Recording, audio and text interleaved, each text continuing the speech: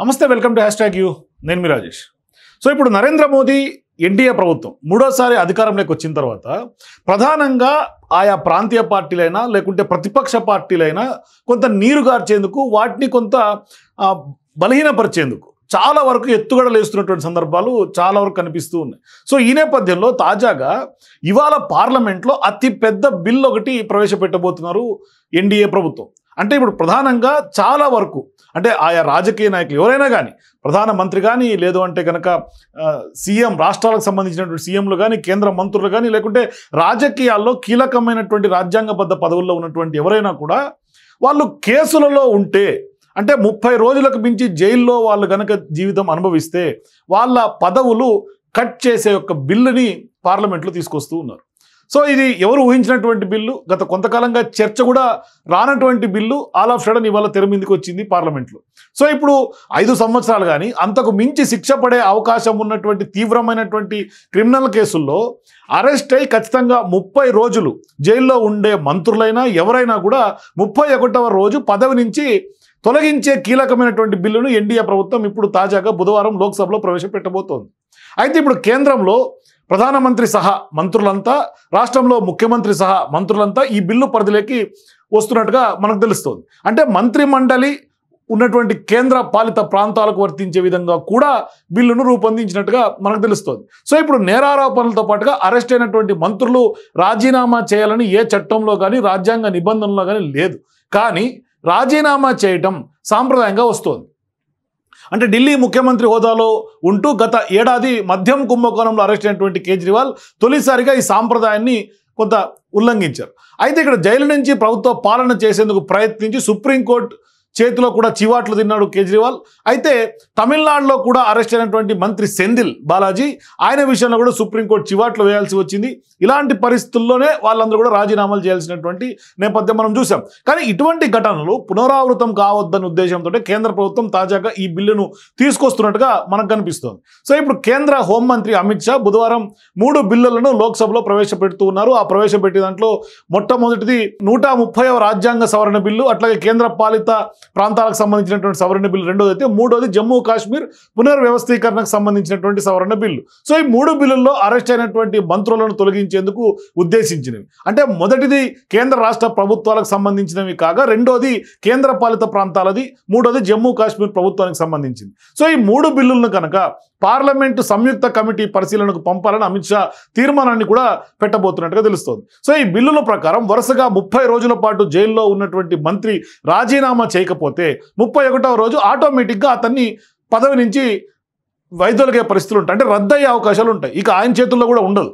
అయితే ఆ నేరం 5 సంవత్సరాలు అంతకు మించి శిక్ష పడే అర్హత ఉన్నటువంటి నేరం ఏదైనా ఉంటే మాత్రమే ఇది వర్తించే అవకాశం ఉంటుంది. మరి ఏకంగా ప్రధానమంత్రి పదవిని కూడా చేయబోయే చట్టం పరిధిలోకి తీసుకురావడం కూడా కొంత చర్చనీయాంశంగా మారుతోంది. మరి ప్రభుత్వం ప్రకటించినటువంటి 3 బిల్లులను తప్పుడు కేసుల ద్వారా ఖచ్చితంగా ముఖ్యమంత్రులను తొలగించి విపక్షాలను బలహీనం చేసే కుట్రతోటే ఇవి రూపొందించారన్నది ఇప్పుడు కాంగ్రెస్ పార్టీ నాయకుల యొక్క ప్రధాన ఆరోపణ. సో ఇప్పుడు కేంద్ర దర్యాప్తు సంస్థల ద్వారా తప్పుడు కేసులు ఇప్పటికే చాలా వరకు పార్టీల మీద ప్రెషర్ బిల్డప్ చేస్తున్నటువంటి బీజేపీ ఇప్పుడు ఖచ్చితంగా అటువంటి కేసులు పెట్టించి విపక్ష ముఖ్యమంత్రులను జైలు పాలు చేసే కుట్రలో భాగంగా ఈ బిల్లులను తీసుకొస్తున్నారు అని కూడా ఇవాళ ప్రతిపక్ష పార్టీలు, ఇండియా కూటమి పార్టీలన్నీ కూడా మండిపడుతున్నటువంటి సందర్భాలు ఉన్నాయి. మరి అసెంబ్లీ ఎన్నికల్లో ఓడించలేని పరిస్థితుల్లో విపక్ష ముఖ్యమంత్రులను తొలగించడం ద్వారా అక్కడ అధికారాన్ని చేజిక్కించుకోవచ్చనే కుట్ర చేయటమే ఈ బిల్లుల యొక్క ఉద్దేశం అనేది కాంగ్రెస్ అధికార ప్రతినిధిగా ఉన్నటువంటి అభిషేక్ సింఘ్వి కూడా చెప్తున్నటువంటి మాట. సో ఇప్పుడు ఈ పరిస్థితుల నేపథ్యంలోనే అధికార పార్టీ ముఖ్యమంత్రిని ఒక్కరిని కూడా ముట్టుకోరని కూడా వ్యాఖ్యలు చేస్తూ ఉన్నారు. సో ఇప్పుడు కనుక అంటే ఆయన తాజాగా మంగళవారం రాత్రి చేసేటువంటి ట్వీట్ని కనుక చూస్తే, రాహుల్ గాంధీ కొంత ఓట్ అధికార యాత్ర నుంచి ప్రజల దృష్టిని మళ్లించేందుకు ఈ బిల్లులను తీసుకొస్తున్నారనేది కూడా కొంత కాంగ్రెస్ పార్టీ నాయకులు తెర మీద తీసుకొస్తారు. మొత్తం మీద నరేంద్ర మోదీ ఒక కుట్రపూరితంగా ఖచ్చితంగా ప్రతిపక్ష పార్టీలకు బలహీనపరిచే దిశగా వాళ్ళను అనగదొక్కే విధంగా కొంత ఈ బిల్లులు ప్రవేశపెడుతున్నారు అనేది చాలామంది రాజకీయ నిపుణులు కూడా భావిస్తున్నటువంటి పరిస్థితి. ఎందుకంటే ఛత్తీస్గఢ్ తీసుకుంటే అక్కడ ఇప్పటికే చాలామంది ప్రతిపక్ష పార్టీ నాయకుల మీద సిబిఐ, ఈడీ కేసులు బనాయించి వాళ్ళ మీద రైడ్స్ చేయించి చాలామంది వరకు అరెస్టులు చేస్తున్నటువంటి పరిస్థితి. మరో ముఖ్య అంశం ఢిల్లీ కేజ్రీవాల్ విషయం తీసుకుంటే, ఢిల్లీ లిక్కర్ స్కామ్ మీద కూడా అక్కడ ఖచ్చితంగా ఢిల్లీ లిక్కర్ స్కామ్లో ఈడీ ఎంట్రీ ఇచ్చిన తర్వాత అరెస్ట్ దాకా దారితీసింది. కానీ అసలు లిక్కర్ స్కామే లేదు, ఇది కేవలం కక్షపూరితంగానే కేసులు బనాయించారు అనేది ఇటు బీఆర్ఎస్ పార్టీ నుంచి కవిత అయినా, లేదంటే ఢిల్లీ లిక్కర్ స్కామ్లో ఆరోపణలు ఎదుర్కొంటున్నటువంటి అప్పట్లో అరెస్టుకు గురైనటువంటి మనీష్ సిసోడియా కానీ కేజ్రీవాల్ కానీ చెప్తుంది. కానీ వాళ్ళ అధికారం అయితే ఫైనల్గా పోయింది. అంటే ఢిల్లీ లిక్కర్ స్కామ్ని ప్రజల్లోకి బలంగా తీసుకెళ్లగలిగింది బీజేపీ పార్టీ.